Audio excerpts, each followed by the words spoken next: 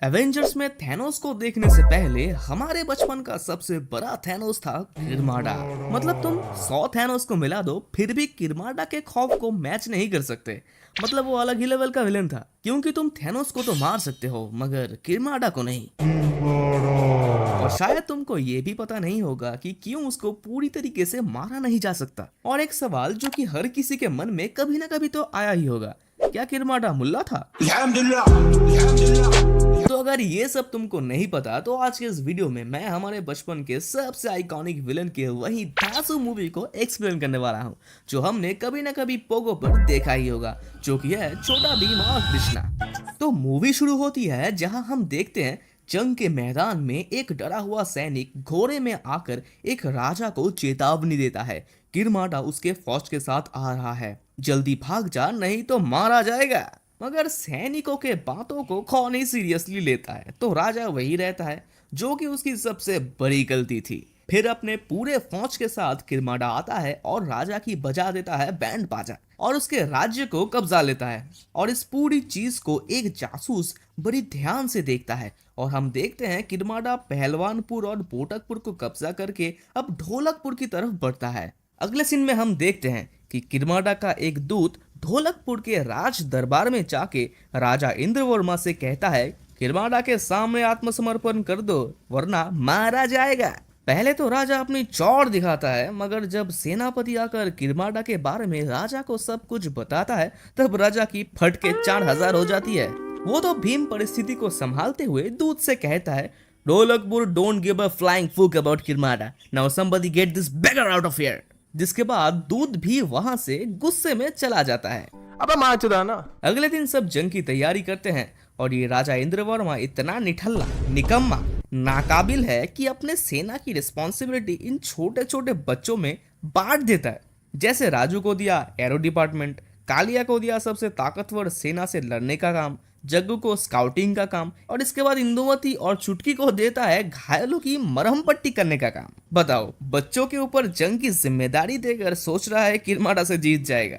खैर, उसके बाद पूरा दिन इंतजार करने के बाद भी जब किरमाडा अपने सेना के साथ नहीं आता है तब भीम वहां से एक गुफा में जाकर ध्यान करता है और उसकी मदद करने एक जादूगरनी आती है, जो कि भीम को किरमाडा कितना एविल और इमॉर्टल है वो बताती है। जिसके साथ वो भीम को एक जादुई तलवार देती है, जिससे अगर किरमाडा जादू का इस्तेमाल करे तो भीम भी उसको काउंटर कर सकता है इस तलवार से।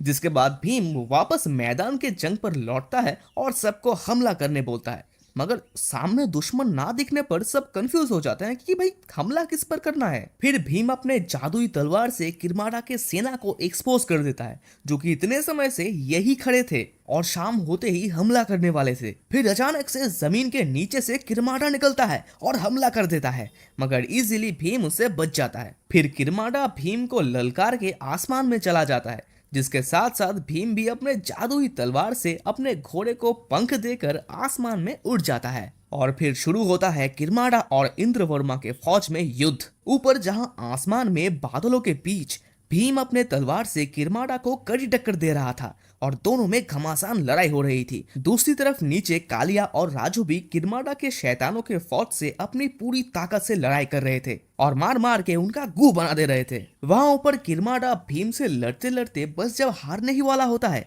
तब छल से वो भीम को अपने घोड़े से उतरवाता है और अचानक हमला करके उसको जमीन में गिरा देता है। और फिर भीम देखता है किरमाडा ने राजा और राजकुमारी को बंदी बना लिया है और इन दोनों के जान के बदले भीम को अपनी जादुई तलवार किरमाडा को देना ही पड़ता है, जिससे किरमाडा और शक्तिशाली हो जाता है और जंग जीत के सबको पकड़ के बंदी बना लेता है। जिसके बाद वो भीम को अपना जनरल बनने का ऑफर देता है कि भीम मेरा जनरल बन जाओ। मगर भीम इस ऑफर को ठुकराते ही वो भीम के साथ साथ उसके दोस्तों को काल कोठरी में डाल देता है और ढोलकपुर के सारे मंदिर भगवान के साथ साथ पूरे गांव को किरमाडा अपने सेना से तबाह कर देता है और आम लोगों को अपना गुलाम बना लेता है, जो कि राजा और राजकुमारी अपने बंदी बने हुए कमरे से देखते हैं। दूसरी तरफ काल कोठरी में जब गार्ड सबको खाना देने आता है तब भीम एक प्लान बनाता है और गार्ड का ध्यान भटका के एक प्लेट चुपके से चुरा लेता है और चुटकी के बालों के पिन से अपनी हथकड़ी खोल लेता है,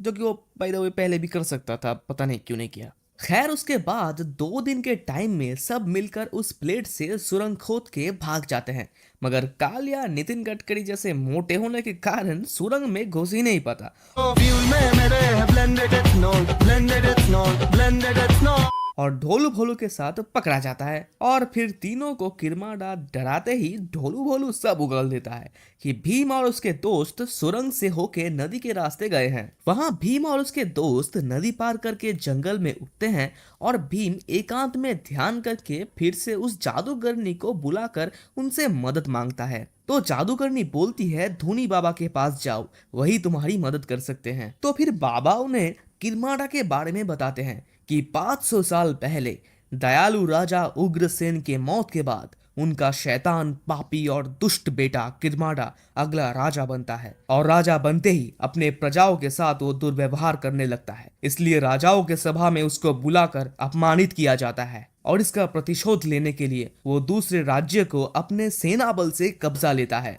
मगर आखिर में ढोलकपुर के राजा से हार जाता है। जिसके बाद किरमाड़ा अपने तंत्र मंत्र से शैतान की पूजा करके और खुद के कुर्बानी से उससे अपने आत्मा का सौदा करके आज ऐसा बन चुका है, और जो पहले से ही मरा हुआ हो उसको तुम दोबारा कैसे मारोगे। तो धूनी बाबा भीम को वही कहते हैं जो हर सेमेस्टर में बैक लगने पर हम कहते हैं, अब भगवान से प्रार्थना करो, वही तुम्हारी मदद कर सकते हैं। फिर कुछ दिन बीत जाने के बाद भगवान से प्रार्थना करने के बाद भी जब भगवान कोई मदद नहीं करते तो भीम फ्रस्ट्रेट हो जाता है, पर उसके चोमू दोस्त भूख लगने पर जंगल के जहरीले फल खा के बेहोश हो जाते हैं। तो भीम तुरंत उनके लिए डॉक्टर बुलाने जाता है और डॉक्टर को ढूंढते ढूंढते उनको स्वयं भगवान ही मिल जाते हैं कान्हा के रूप में। और दोनों में थोड़ी देर तू तू मैं होने के बाद भीम जब बताता है कि उसके चोमू दोस्तों ने जहरीले फल खा लिए हैं, तो कान्हा भीम की मदद करने को मान जाता है। और फिर दोनों जंगल में जाके देखते हैं कि भीम के भाई लोग